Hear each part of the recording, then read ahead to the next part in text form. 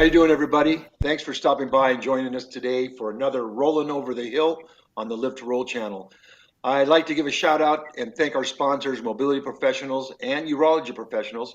They're a great and helpful group of experts that are community. So a big thanks to them. On today's show, we will be talking and asking, are you still in rehab? As always, please make sure to include your questions, comments, and views in the chat. Hello, everyone. My name is Robert Soto. I'm a T12 spinal cord injury from a motorcycle racing accident back in 1974, closing in on my 50-year mark. And so now let's get started. Bobby is away from us today, so I'll hand it off to my other co-host, Luis. What's up? Hey, everybody. Robert. Nice to see people showing up. My name is Luis. I have been injured for 43 years. I'm an L3, L4, incomplete. I'm a walker and a roller. So I use a wheelchair and I use crutches and things to get around with. Um, I was injured in an industrial accident. Um, so I'm pretty excited about today. We're going to talk about a subject that a lot of us hear a lot of time, especially when we're so far into our injuries, multiple decades, like Robert and myself and Bobby, and we always hear that phrase, do you still go to rehab? So we thought this would be a good question for today. What do you think, Robert? Do you get that Yeah, quite a bit? I get that. The thing is depends on what rehab means to you. I know off the top of my head, thinking about rehab, it's probably zeroes in on the first year or so of my injury. 6 7 months is in the hospital and doing the rehab and inpatient therapy as was for me. And then once you get out, that's when rehab really begins. You get all the method and techniques of transfers and things like that, and you work on that for the rest of the year. So there's a year right there, and then as you get out in the real world and getting back to school, work, or whatever you're doing, there's some more continued rehab. So it depends on what you're looking at rehab is, and it's not just therapy. I think after almost 50 years now, yeah, I'm still in rehab, in a form of rehab. Uh, for me, any transition in my life that I've done physically and mentally and all that, I have to change my transfers just to adjust to my body changes. I not standing as much as I used to in terms of driving and all that because I recently got a van, so I stepped into the van era now. So now I'm working on my transfer from the wheelchair to the driver's seat, and my transfers have been getting have been declining. So I'm kind of going through that. And when you go to these different events and you see different people with their transfers and they're doing a different type of Hmm. transfer or something like that, I kind of learn from that.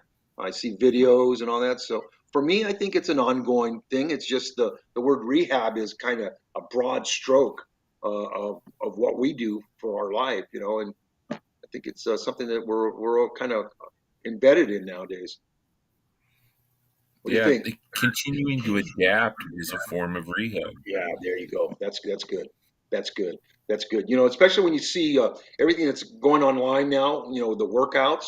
Okay, is that keeping yourself in shape? That's a form of rehab, I think. Um, you can get real specific with rehab in terms of learning how to, grab a bottle or a transfer to the toilet seat or some type of rehab with catheterization and just different things like that. So uh, that's an ongoing thing for me too because I'm trying different things. And so I like to see what everyone thinks out there, what they think about if they're still in rehab or they have a different viewpoint or want to ask a question. We can go from there because rehab is a form of learning from others too, and just talking to others, going to support groups. That's a kind of a rehab because you discuss Hmm. experiences, and if you're in thinking about something that you want to find out more about, you talk to others, and so I think we have a lot of rehab in our lives that we may not look at it as a form of rehab. It's just not therapy and just not getting used to your injury. It's a constant growth piece for you to be mobile. Exactly. So The what was your your rehab experience like? What do you consider rehab? Do you agree with me, or is there something you can add? Or I, I do agree with you, although I see like different levels of rehab. So there's the inpatient rehab that we see, OT, PT, things like that. And then once we leave the rehabilitation hospital, the acute care hospital, then a lot of people today are starting to see places like where we were at yesterday, the perfect step, which is kind of a post rehabilitation therapy. You're getting additional therapy after you've left rehab, and there's facilities like this all over the country. Also, um, vocational rehab provided at the state level is rehab for you know, getting a job, going back to school. You have to learn how to go back to school again, how to go back to work, you know, learn new skills that aren't necessarily physical skills, although they might be depending on your needs for your job or your school. But you're learning how to do new things because you might have to change the way you did the job you did before your injury. yeah, You know, so you might adjusting your have to adjusting your skills, right? Skills and all that, right? adjusting your skills, adapting, Yep, yep. How was your rehab? which is a big What was thing. your rehab all about? My entire first 2 years of rehab were all inpatient because I did 2 years inpatient, and I would. Um, it's kind of broken up in two parts because all of it was PT. I had very little OT because of the level of my injury. The OT that I had was because I had crushed arms. But once my arms healed up, the OT came to a stop. So it's mostly PT, learning to walk again, discovering what kind of braces I was going to use, things like that, how to push the chair. But also, while I was in rehab inpatient, I went to college, Cerritos College in Cerritos, California. I took classes on how to make um, orthotics and prosthetics. They had a technician program there, and that was part of my rehab. You know, and part workers' comp paid for that. Vocational rehab also assisted in that. In the rehabilitation hospital, Rancho Los Amigos, they actually had a bus, and they would drive me and several other patients to the college every day. We would take our classes and then take the rehab bus back to the hospital where Okay. we were living. So it was So, 5 days a week. so were you a patient? I mean, actually in the wards and that, or were you across the highway there in a place called Casa, where some people live there. Some patients live there I didn't know Mhm. much about it, but that's what my understanding. I was living in the wards. Okay. In Rancho Los Amigos, the 700 ward was the Yeah. spinal cord injury ward. Yeah. 800 was traumatic brain injuries. 600 was uh, diabetics who were, you know, had a lot of limb loss, amputation, things like that. 900 was pediatrics, at Yeah. least at the time. It's not there anymore. Yeah. Um, and then they had this permanent resident facility on the other side of the highway where people would go and live out the rest of their lives because they were at such a level of disability that regardless of their income or the wealth that their family might have, there just wasn't the technology for them to live at home. So they would live to the day they died at the rehab hospital. And that was a patient resident. And there were two kinds of patient residents, those people, and then there were some patient residents like myself, where we were only living there for like a year or two. You know, so that's why I stayed in the 700 ward the entire time. No, that's kind of a trip. You'd be having your regular life during the day, going to school and all that. Then you'd return to your hospital life at night. And did you still have the same care and the nursing and all that kind of, I mean, you on the I ward? still had the same on the ward. I still had the same care and nursing care. I actually burned through the patient library. We had rec rooms at the end of the wards. You would remember that, Robert. Yeah, yeah. They had like a pool table and refrigerators and freezers and TVs and all that. Um, because as I remember it, we didn't have TVs in our rooms, and we had 6 patients to a room. So they didn't want 6 TVs all blasting at the same time in one room. So you'd have to go to the rec room. The deal with that was that you would do your rehab, and then they would take you to the school, and you do like a partial day, maybe a couple of hours. You'd come back, do your physical rehab, your OT if you had it, and then, spend the night. It was like living there.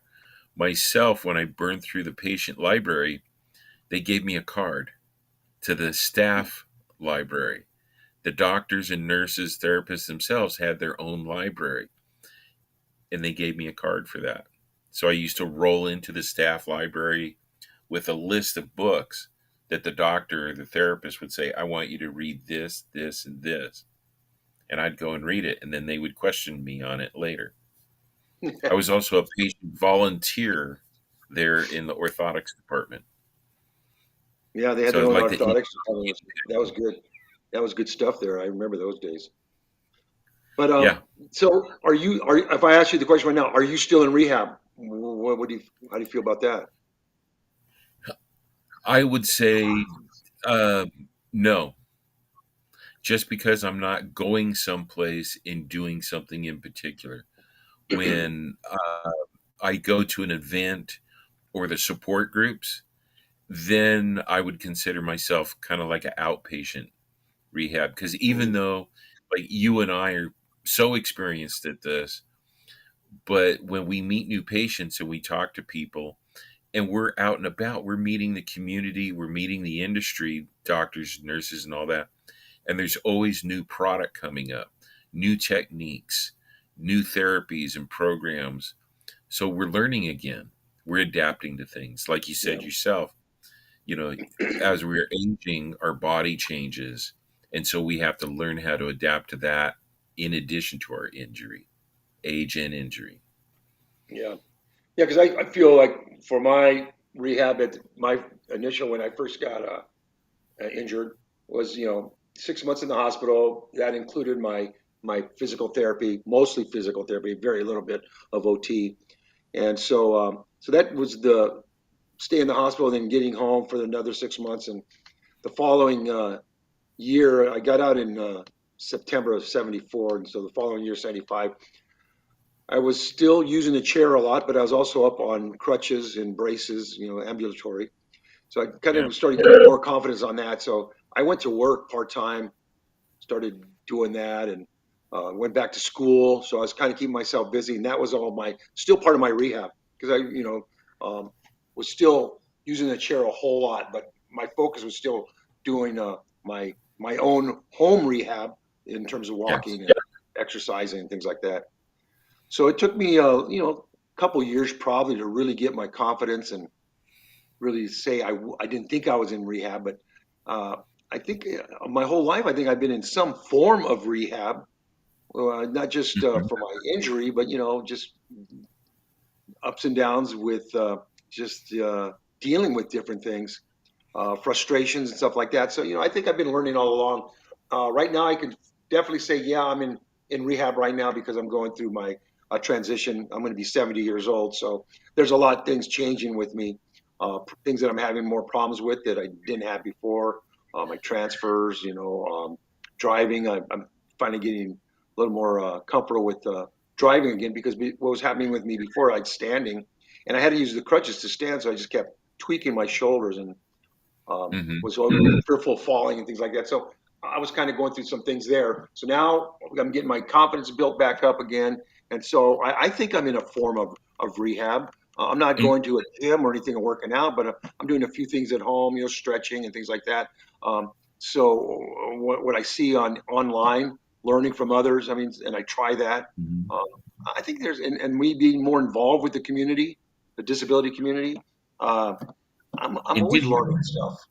didn't you also just recently, in the last year or so, change vehicles? Well, that's what So I'm you, saying. I'm only in my second, third month. I changed that. And that's a big change for me. It's a positive change, yeah, big time. You know, but again, there's a whole difference there because I'm my transfers. You know, now I'm not hmm standing, but I'm transferring, and getting older, weaker, and all that. And I don't know if I should start. I started working out a little bit, but I don't know if I'm staying with it because I got I borrowed one of those Invictus active trainers from Bobby, hmm and it's kind of like a treadmill for wheelchairs. But I'm not sure if that's contributing to the overuse of my shoulders. I know hmm I did it for and my shoulders are pretty sore and stuff.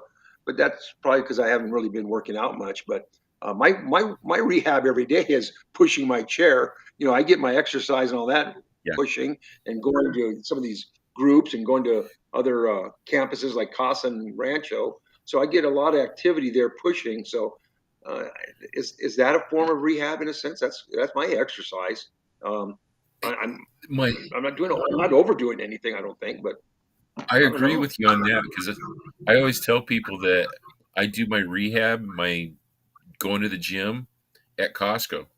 Because I Yeah, push my own cart around and I yeah, start filling up that cart, and it's pretty heavy, but it's a yeah, great workout for me. When I go grocery shopping, it's always a lot of stuff, you know, and I roll for that, because it works my arms, gets my heart rate going, things like that. When I yeah, go out for a roll in the neighborhood, you know, I don't usually walk the neighborhood because walking doesn't give me a cardio workout at all, not with my type of gait. But rolling, that push, that's my yeah, cardio. yeah. Well, And I like for need me, that. I see Don saying age is not always kind, and that's true. I mean, I'm finding that out. Yeah. As we get older, it does. You have to change your technique and method. It is a big thing, and I think it's everyone needs to just kind of, if I would have taken care of myself a lot sooner and earlier with my shoulders, because that's what I'm paying the price for now. I maybe it wouldn't be so bad, but I'm feeling weaker nowadays. I don't know if that's just me or it's because I'm aging. I don't have the Mhm. strength. I mean, what used to be kind of easy, the chair's never been an issue. It's that's fine. It's just now I'm starting to have a little bit different bowel issues, a little bit different bladder issues. So here I again, I'm going through different things where maybe I'm going to have to change my technique and try other things and all that. So I think for me, again, I think I've been in a constant form of some type of rehab, and that's what I consider rehab, Yeah. not just learning to transfer into your chair. It's adjusting to that too as well. But um, yeah, it's keeping me busy now and keeping me wondering about how I'm going to need to do things and adjust and transitions more. Yeah. Yeah. I've had to change myself, even though I think that I'm, you know, super gimp and I can do anything. I can't. I'm slowing down. My arms are not as strong as they used to be. I don't have quite the endurance I used to have. Um, Several years ago, I think it was 6, 7 years ago, my bladder program changed. My bowel program is still the same as it's always been, but I did have to change up my bladder management. Yeah. You know, because that Now for changed with age. now for you, I know we talked in the past, and you did a pretty good thing throughout your life in terms of being a walker and a roller. You kind of balanced out your use of the chair and your walking in terms of the the 50-50%, right? Yes, and that way I wouldn't wear out my joints because that's what uh, Dr. Jacqueline Perry, for those that would like to Google her, um, she was the physiatrist and main doctor that we had at Rancho Los Amigos. She always told me, if you take care of yourself, don't wear your joints out. Make sure that you take care of your joints. Do walk as much as you want to, but roll as well so that you're not wearing out your leg joints. In spinal cord injury walkers, if all they do is walk, they wear out their ankles, knees, and hips. where somebody who pushes all the time wears out their wrists, elbows, and shoulders. Well, for And me, she told me do both so you don't wear both out. I wish I would have had somebody tell me that because for me, like I said, I didn't. I'm not. I was ambulatory, not as like what you are. I had to have crutches and braces. So my whole that was my major goal, to just be up and about. If you saw me walking on that, you knew there was a disability. It's not. I wasn't fooling anybody.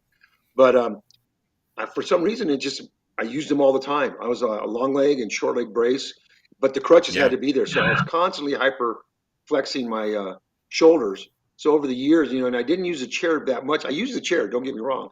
Once the braces came off, I had to use the wheelchair. But I did use the wheelchair like for you going shopping at Hmm. the malls or Disneyland or something like that. But for the most part, my work and everything like that, I was going up and down stairs and all that, so I needed to be ambulatory, but I Yeah. never took care of my shoulders. Even when I was in my chair, my transfers into I had a four-wheel drive truck and van and all that. I was doing some Hmm. reaching and tweaking my shoulders, but it wasn't bothering me at the time.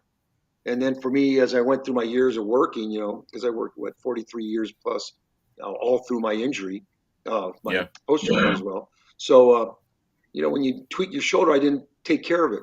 So now I'm paying the price for it. And now it's funny because you hear the stories now, and I go, man, that's me. I didn't take care. I was just, I kind of abused them, Yeah. and it really, really is pain.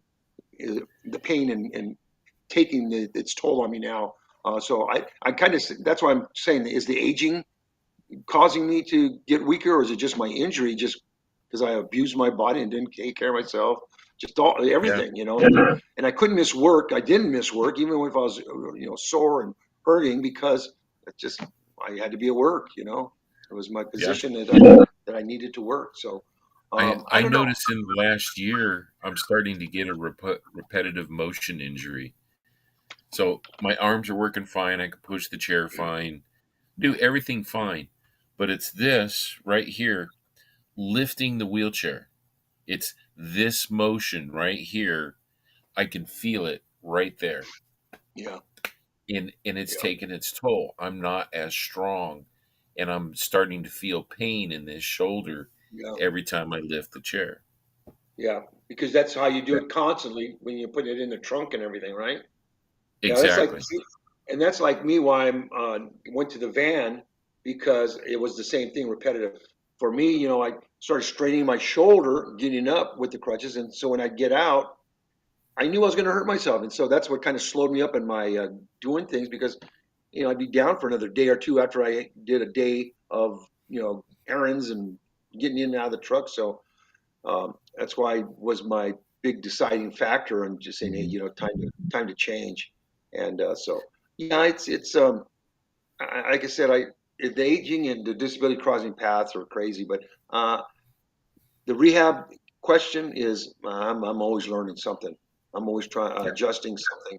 My body's always telling me, hey, try this or something, because it I'll do something for years, and then next thing you know, I can't do it anymore for whatever reason. So like what I'm yeah, learning now is my transfers, because I my transfers from chair to chair or chair to bed and all that are kind of getting a little bit harder because of my strength. But so now, I almost forgot how to lift my butt when I transfer. Like, so I'm transferring from the wheelchair into the driver's seat, and I was struggling with it pretty hard on the first month, because it wasn't consistent. So now after 2, 3 months now of transferring, I'm getting into more of a consistency where I'm learning to lift my butt into that. I mean, I'm hanging on to the uh, passenger seat when I transfer over, but there's sometimes still that when I go to get out, I kind of forget how I did it. So there's some times where the hmm, transfer is clean and you got to really think about it. But I'm getting a little bit better at it. But again, I'm putting myself through, in a sense, some rehab, because I'm trying different yeah, things. What I've learned from watching other people, I watch some of Shawn's videos that he has as a quad transfers yeah, and stuff like that.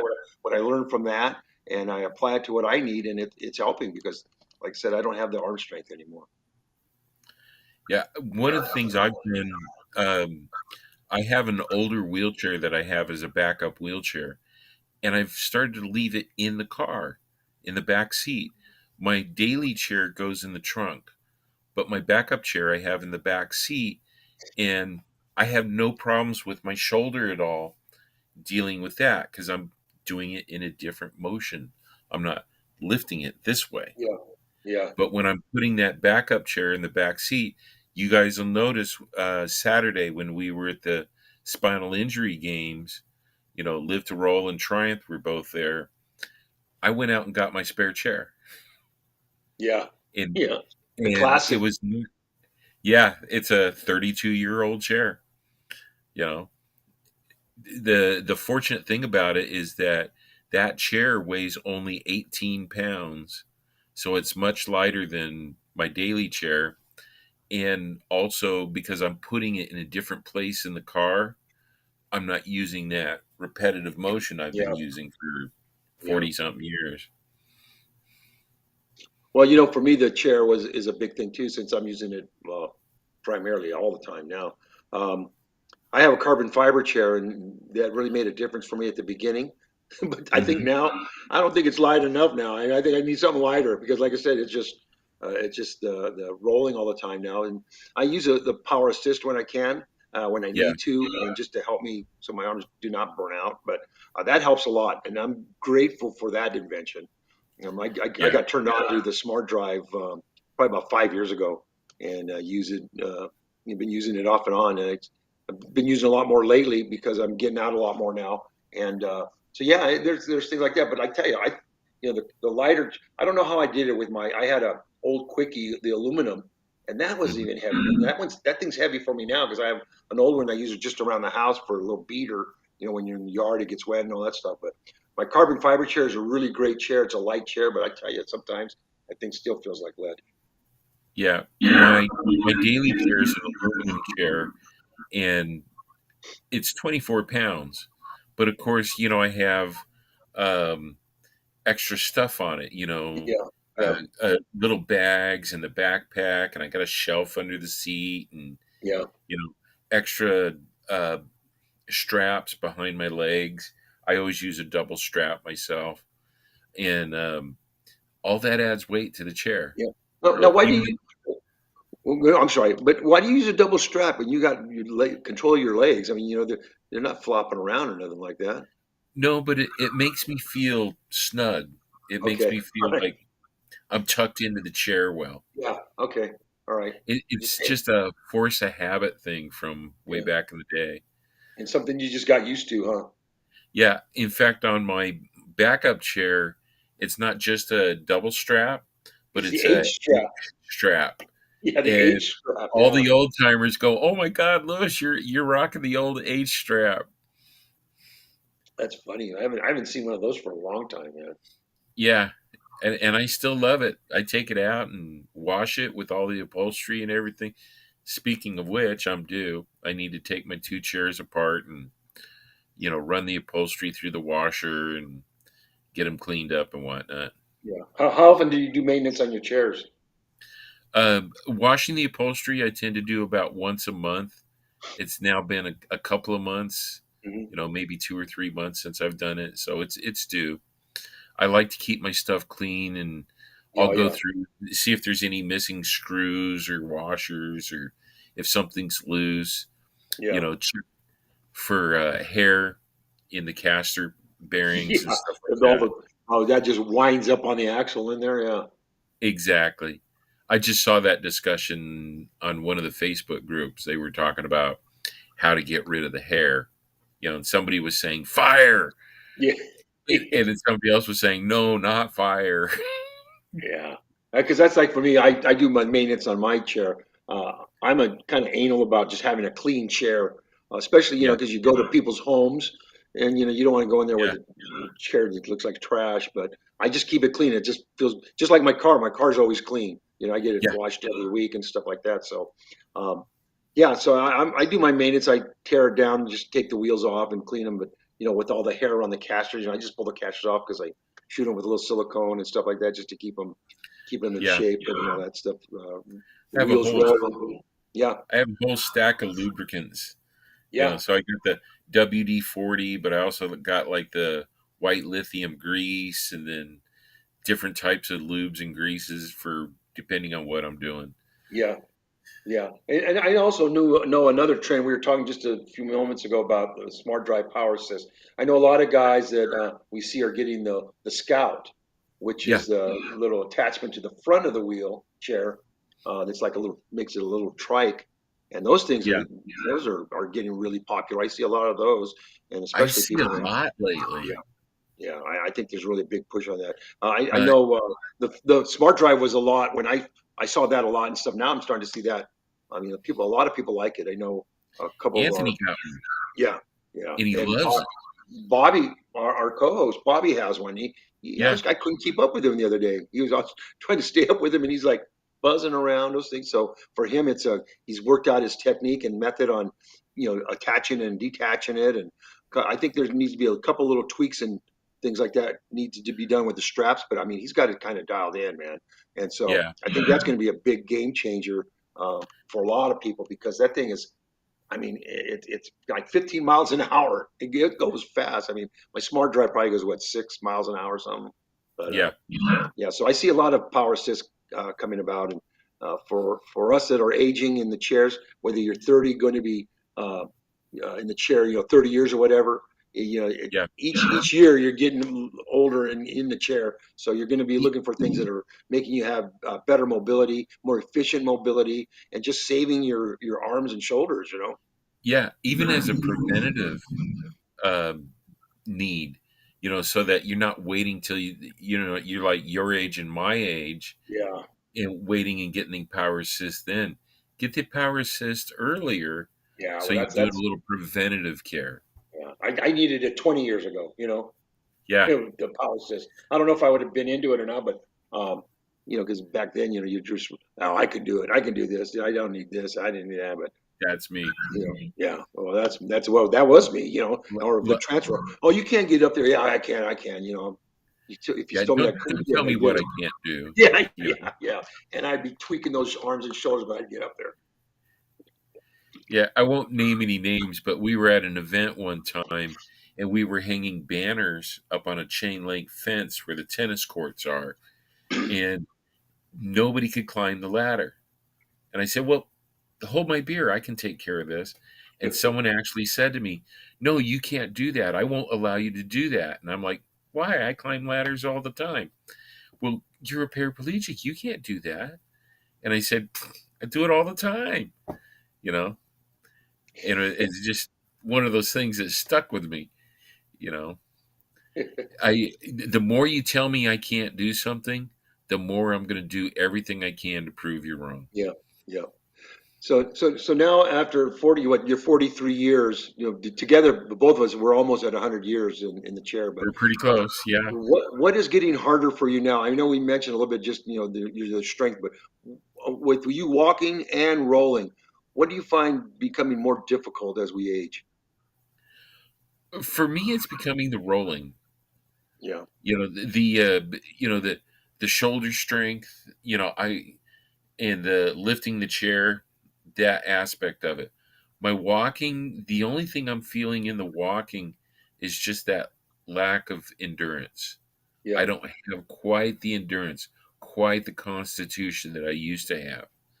But I'm seeing the same issue, endurance and strength in my rolling, but it's affecting my rolling more than it is my walking.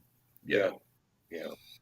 Yeah, I think for me, uh, because I didn't get any of the surgeries that I needed when I was just getting too old. I don't recover like I used to, and I didn't want to be pinned in one arm. Couldn't use one arm and then be in a facility where, a nursing facility for the What type of recovery. surgery were they talking about for you? Rotator cuff surgery, and then Mhm. ruptured biceps and all that stuff. So both rotators are gone. So I'd have to go get surgery in one, and let that heal, and that's if they could do it because I have one that's a complete tear and all that. If they can get it stretched across, Mhm. so I refuse not to. And then sometimes I second guess it, like saying, "Oh, maybe I should have," but I just was looking at because I'd be laid up for a few months on one arm. Once that healed up and all that, then I'd have to go do the other arm. Before you know it, it's a year going by there, and I don't know. I'm dealing with it now, but my arms will get tired now. I'll do certain motion, just like everyday things, just like folding clothes or something like that from the washer, from the dryer. And so my arms get tired because I only have a certain range where it's more comfortable to do. And they'll actually give out on me for a little while, so I have to let them recover, give them a few seconds to recover, like 5, 10 seconds or whatever, and then I'm okay. But so I don't know how that's going to continue as it continues, and as I get older, that means I'm going to get weaker. So there's a couple things on my mind that I'm trying to adjust what I do. But yeah, I think for me it's just the strength and the energy, my energy levels. I mean, I got it. I can do, and I'm here. I'm going for it no matter what. But I find Yeah. myself just a little more tired when I do stuff, or I calculate. Okay, well, I'm going to go do this. That's all I'm going to plan for the day. So if I usually times we have an event, and then after people go out, and I'm just done, because the drives and all that stuff now. Yeah, I'm just becoming an old man. That's what it is. I'm an Dude, old get your wheelchair off my lawn. man. Yeah, So question for you. yeah. I assume you know this, but you never know. Are you up on the spoon theory? No, Do you know what? about the spoon theory? No, what's the spoon theory? Okay. Um, I'm sure we've got some people in the comments that know about the spoon theory. It's to say that the spoons, just a regular spoon, just something to eat with, we have so many spoons in our life. And every time we do something, let's say we get up in the morning, we just used a spoon. We go to the bathroom, we just used a spoon. We got dressed, we used a spoon. Got in the wheelchair and got downstairs or out to the kitchen or something. We just used another spoon. And you only have so many spoons. So let's say um, I've got 12 spoons. I've already used up half of them for the day. Just getting up in the morning and getting ready to do things. I haven't even left the house yet, and I've already used up half my spoons. And each of us has a different number of spoons. Somebody might have 12 spoons, somebody might have 8, somebody else might have, 20 of them. But I don't have 20 spoons anymore. And Yeah, that's what I'm losing. There's a great video out there on YouTube from Aaron Baker, good friend of ours. He's a walking quad, and he walks and he rolls both to maintain that not wearing out his joints and whatnot. Same as myself. His video is about spoons, spoon theory, and spinal cord injury. So if you guys Google Aaron Baker spoon theory, it's great. yeah. Tablespoons. I use tablespoons, Black Olive. Yes, I do. And usually my tablespoons have a big old scoop of peanut butter in there. That's funny. That's funny. But I But never heard of that. I never heard that theory. check it out. Sometime we should do a show on it and maybe get somebody in who's an expert on that. Yeah, And there's quite a few people that have done videos about spoon theory, and it's about our um, constitution, our endurance, yeah, and why people with spinal cord injuries, because we have to do so much extra to be able to function, we run out of endurance a little quicker than yeah. some other people do. Well, yeah, I believe that because I know that's where I'm at right now. My endurance isn't what it used to be. My heart's in it, but my body just doesn't want to do it anymore, or Yeah, can't the do it. mind and the heart says one thing, and Yeah, the body yeah, says yeah, no. yeah. It's just like it's just like with diet too.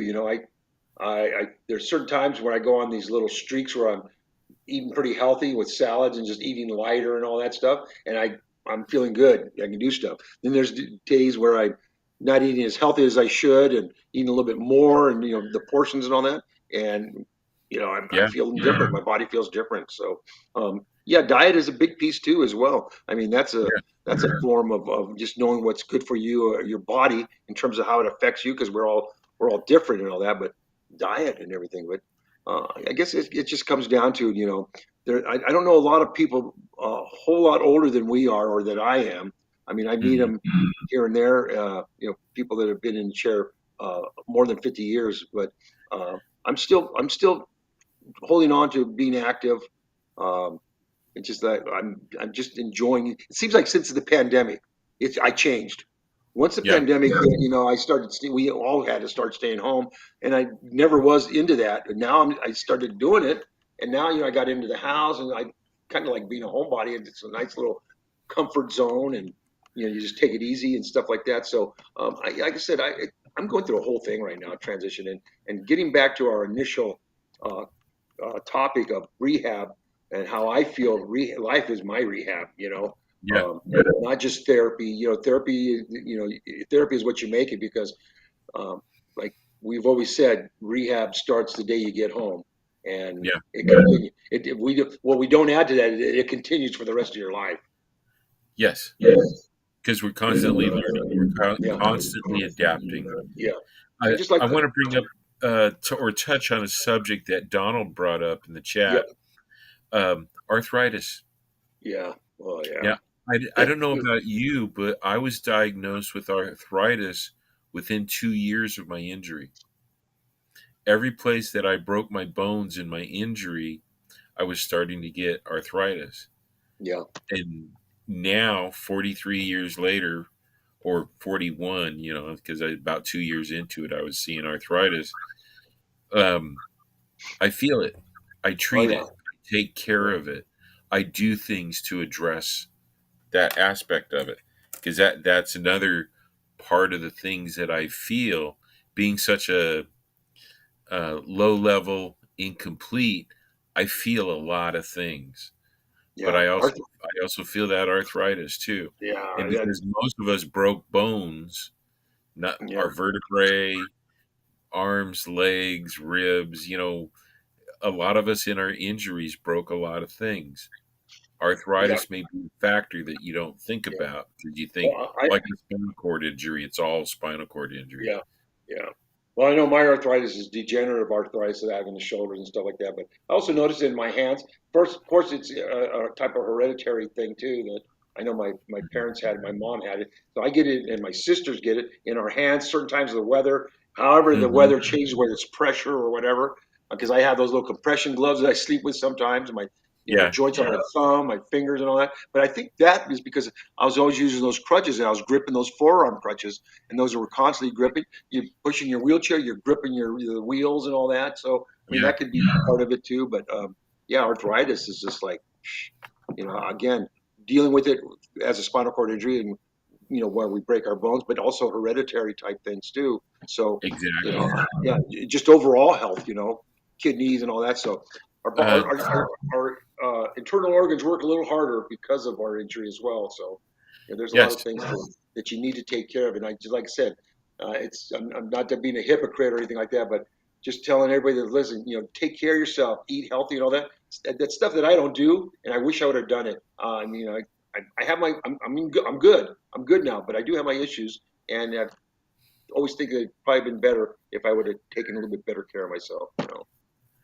yeah. That's Yeah. where I'm fortunate is I have taken pretty good care of myself. My biggest thing that I have not taken care of is my weight. Yeah, that's hard. Yeah, It's yeah, hard. It's hard to take it off, especially as you get older. Um, yeah. And as we age, especially with spinal cord injury, yeah, putting that weight on is rough. yeah, Getting it off is yeah, rougher. yeah, yeah. That's for sure. But you know what? I, Here's the thing, and I know we're talking all that aging, all this and this, kind of like a couple of us whining, but you know, life has been good. It's because of what you yeah, make of it. We're just trying to give the downside in terms of what we're talking about as we get older, but also the rehab aspect. How it helps and all that, really. But I just don't want to be a downer and say, hey, this and that. Life has been good for me. I've had 50 years in a chair. Would I do it over again? No, because my life hasn't been where I said, oh, my life has been so lousy. My life has been good. I've been fortunate and blessed.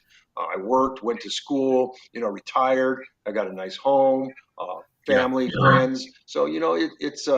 it's just, you got to work at things. And for us as spinal cord injuries, we do things a little differently and work a little bit harder here and there to, especially when we go out and work, you want people to rely on you to show them, hey, look, I'm in a chair, but you can rely on me. You're going to count on me, like all that. So it's just, Exactly. it's just a whole process that starts with rehab, whether you stay in rehab or whatever you consider rehab. For me, I've been in rehab for a long time. Yeah. It's a constant. It's a constant for me. By the way, for those of you out in the chat, if you're looking to hire a paraplegic, I'm willing. Work Just for let me know. me. But yeah, so real quick too, yesterday we had an opportunity to see one of the new facilities out here in Southern California. What amazing accessible facility for wheelchair, disability, whatever you need in terms of training and all that, in terms of weightlifting, apparatus Mhm. that devices that are available to work out. Man, I haven't seen a place like that. I mean, this place is amazing. It's called the Perfect Step. So, if any of you are Yeah, out here in Southern California, it's kind of something you do. At least take a tour of it. It maybe not be for everybody, but it sure is a nice facility. And it is. they're going to have a And grand reopening this we're so Saturday. fortunate here in California because we have so many facilities like this. The Perfect Step, but we also have like ARC, the Adaptive Recovery Center, CORE, Yeah, Centers for Restorative Exercise, Strides. yeah, Um, there's SCI fits. There's several SCI fits around the state of California. yeah, There's a yeah, lot of places, and there's several of these across the country. So if you live in a city where they have an adaptive gym, a post rehab uh, therapy facility, check these things out in your local communities because they are all over the country. yep, yep, yep. And hey, I know we're going to get close. We're going for the hour today, but just want to see if you want to give a shout out to our sponsors, mobility professionals and urology professionals. You want to take it away with that? Absolutely. So, everybody, our sponsors are Mobility Professionals, a DME provider.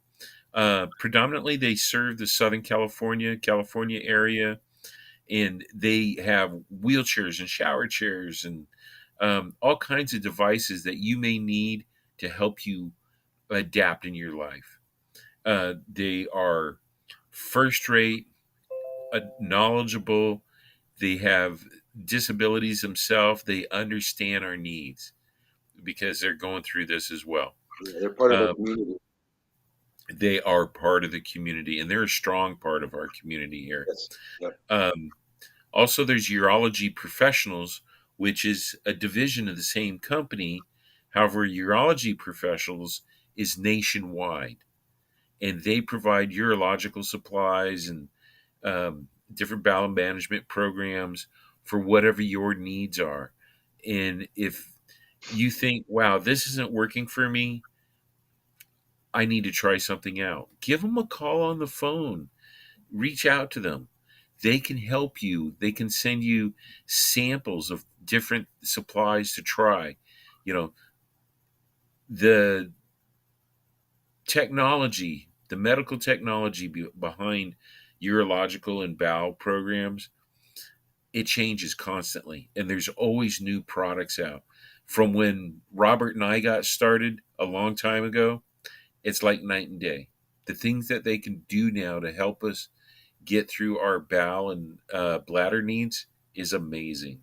So definitely check out your urology professionals and our good friends at Mobility Professionals. They're great people. Good deal. Good deal. Well said. Well said. So, what do you got planned this weekend? Myself, I'm going to be at the Triumph Foundation Over the Line Baseball Tournament on Saturday. So wheelchair baseball. Yeah. Good. Then that's an annual event, right? Yes, it's every year at this time of year. We hold it at an adaptive baseball field that The field itself is concrete with the rubberized playground stuff on it, so it makes it soft. And there's no sprinkler heads, no gopher holes, nothing to smash over in your chair with. It's an outstanding program. It's a full tournament all day long. Teams of three go up against each other. Quads and pairs play together. If you are a quadriplegic, to catch the ball, it just has to touch you. You don't have to physically catch the ball unless you're a paraplegic. As a quad, if the ball catches you, that's a catch. For a quad, you use a wiffle bat and a T stick. A para, you have to use a regular bat and a regular softball.